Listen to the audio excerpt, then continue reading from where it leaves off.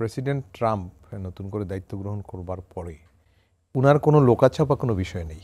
উনি যা বলেন স্ট্রেট ফরওয়ার্ড। উনি তার মানে ইলেকশন ক্যাম্পেইন থেকে শুরু করে নিয়ে এই ডিরেকশনটা তিনি ঠিক রেখেছেন।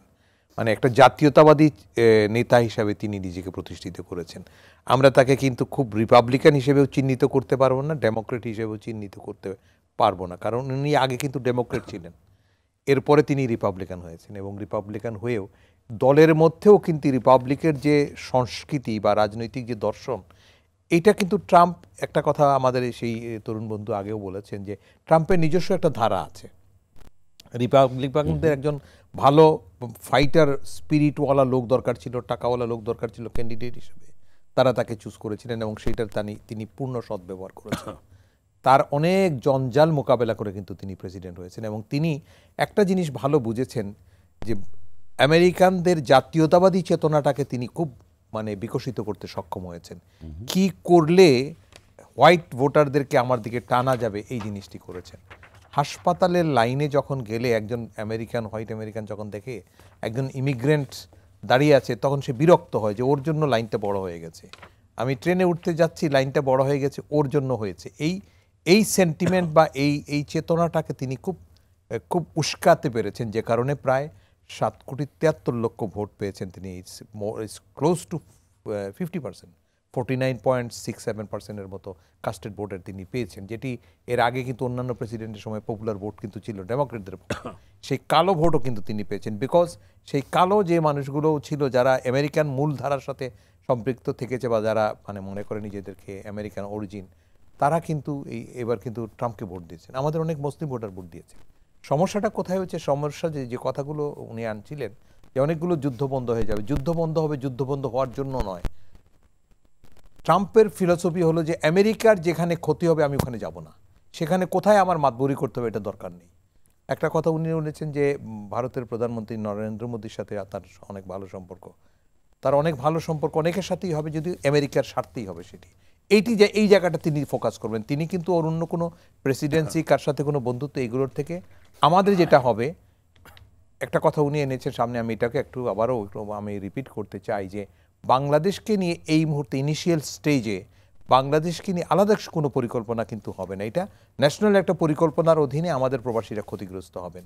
এই যে জন্মসূত্রে নাগরিকত্বের যে বিষয়টি এসছে, যে নাগরিক আমেরিকাতে বৈধভাবে বসবাস করছে না, তার কোনো বাচ্চা জন্মগ্রহণ করলে সেটা ওই যে নাগরিকত্বের যে তাদের সাংবিধানিক যে আছে, সুবিধা আছে, সেই সুবিধার এটা প্রায় 150 বছর যাবৎ চালু আছে যে কোনো বাচ্চা যদি আমেরিকার মাটিতে জন্মগ্রহণ করে, তার মা বাবা বৈধ কি অবৈধ এটা বিষয় নয়, সে যদি বৈধভাবে বসে সে নাগরিক হবে। ওটাই বাতিল হয়েছে। যে কিন্তু আপনি বৈধভাবে নাগরিক আছেন ওখানে, কিন্তু আপনার বাচ্চা যে হবে না তা নয় কিন্তু। আর দ্বিতীয় কথাটা হচ্ছে যে এটাতে কিন্তু এফেক্ট আমরা নয়।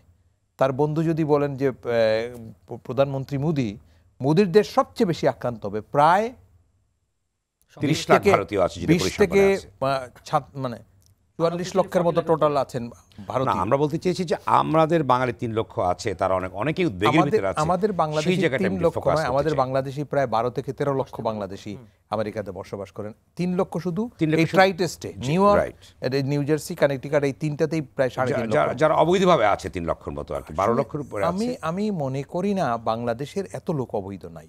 আমি খুব নিয়মিত যেহেতু খোঁজখবরটা রাখি, খুব বেশি হয় যদি আমার কাছে মনে হয় 1 থেকে 1.5 লাখ হবে কিনা আমি ডাউট আছে। কারণ বাংলাদেশিরা কিন্তু সাধারণত ইমিগ্রেশন, ফ্যামিলি ইমিগ্রেশনে যায়, ভিজিটার হয়ে যারা যায় তাদের অনেকে আবার ফিরে আসার সুযোগটা রাখে বলে তারা অবৈধ হতে চায় না। 6 মাসের মধ্যে ফিরে আসলে সে কিন্তু আবার যেতে পারছে। আমেরিকায় যে প্রেশারটা অবৈধ ইমিগ্রেন্টদের, সেটা হচ্ছে মেক্সিকানদের। এই মেক্সিকানরা কিন্তু বর্ডার ক্রস করেই চলে আসে। এই সমস্যা কিন্তু তাদেরকে এইখানেই বেশি বোকাচ্ছে। আমি বলছি যে বাংলাদেশের আর কি সমস্যা হতে পারে? আমাদের সমস্যা ওই যে আমাদের একটা কথা, সমস্যা হচ্ছে না আমাদের খুব গ্রস যে আমি অন্যদের থেকে ভিন্ন সমস্যা হবে এটা নয়। আমরা যে আরএমজির কথা যেটা এনেছে, আরএমজিতে কিন্তু অলরেডি আমরা কিন্তু অন্যদের থেকে কোনো প্রায়োরিটি পাই না, আমরা অনেক ট্যাক্স দিই। সে কিন্তু 10 থেকে 60% পর্যন্ত ট্যাক্স বৃদ্ধি করবেন আমেরিকার স্বার্থে তিনি বলেছেন। তো সেখানে কিন্তু আমরা খুব বেশি গার্মেন্টস যে ক্ষতিগ্রস্ত হবে, হায়ার এন্ডের কিছু যদি হয়, জেনারেলি কিন্তু ক্ষতিগ্রস্ত হবে না, কারণ অলরেডি আমরা কিন্তু ট্যাক্স দিয়ে পাঠাইছি। আমরা যেখানে চীনের 60% এবং কানাডা, মেক্সিকোতে 25% ধরা হয়েছে, দেশগুলো কিন্তু যারা সুবিধা। ছোট্ট প্রশ্ন আপনাকে করি যে অনেকেই অর্থাৎ ট্রাম্প ক্ষমতায় আসীন হওয়ার পরে বাংলাদেশের রাজনীতি কী ঘটতে পারে, অর্থাৎ নানা রকম ইকুয়েশন বা আলোচনা চলছে, যেটা মানুষের বড় আগ্রহ আছে, এই সম্পর্কে আপনি সংক্ষেপে যদি বলেন। আমি একটা উদাহরণ আপনাকে দিই। বিশ্বব্যাপী মানুষ যখন ভোট কেন্দ্রিক রাজনীতিটা হয়, তার একটা পলিটিক্যাল রেটরিক আছে, যেখানে একটা ব্যাখ্যা আসে। একটা রাষ্ট্র ক্ষমতায় একজন বসার পরে কিন্তু আলোচনাগুলো রাষ্ট্র মিলিয়ে চলে যায়। প্রেসিডেন্ট ট্রাম্পের ব্যক্তিগত যে কোনো আক্রোশ বা কোনো রকমের অনুরাগ বাংলাদেশের প্রতি আছে, আমি এটা মনে করি না।